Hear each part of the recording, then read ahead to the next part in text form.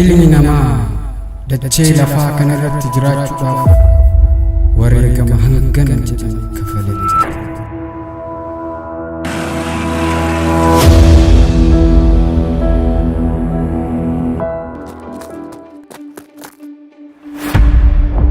Rakkoo jireenya dheessanii jalaa ba'uuf rakkachuu miira sodaatiin sirdamu.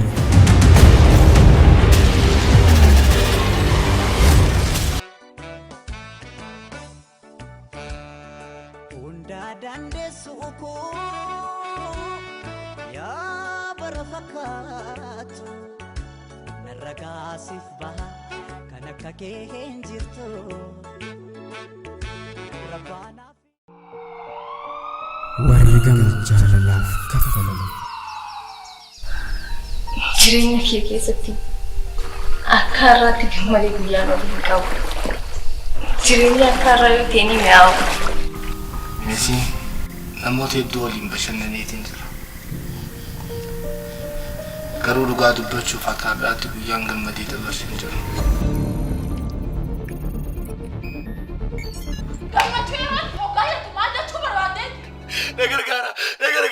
Walfalmii jaalala kabajaa waadaa.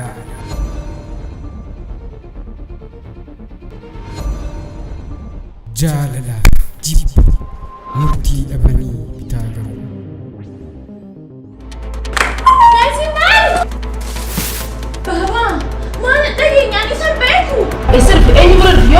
Gaaffii walirraa hin jiru.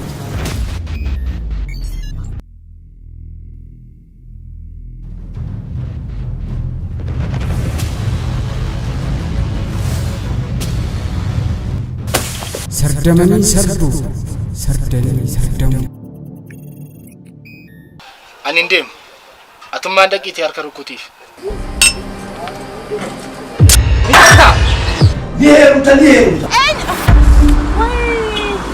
Namni wal fakkaata, manni wal fakkaata. I'm sorry for this people. Taaziyaa fi aruuzoo ol keessa laayit. Gammachuu fi kolfi, gaddaa fi boo'icha.